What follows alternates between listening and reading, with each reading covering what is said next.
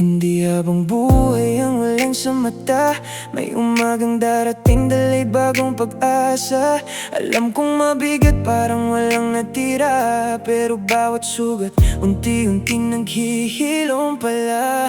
Yung mga pangarap na akala mo'y nawala, baka hinihintay lang ang tamang panahon nila. Hindi ka nahuli, hindi ka naiwan, may kwento pang isusulat ang bukas.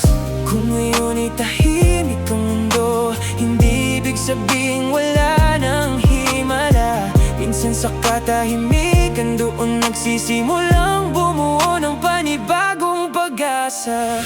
Kung sakaling mapagod ka, huwag mong isipin na ito na ang wakas. May liwanag na dahan-dahang sisikat kahit hindi mo pa ito tanaw ngayon. At kung tatanungin mo kung saan ako kumakapit, may isang hindi bumitaw sa akin. Sa kanya ko natagpuan ang kapayapaan, kay Jesus nang akala ko'y wala.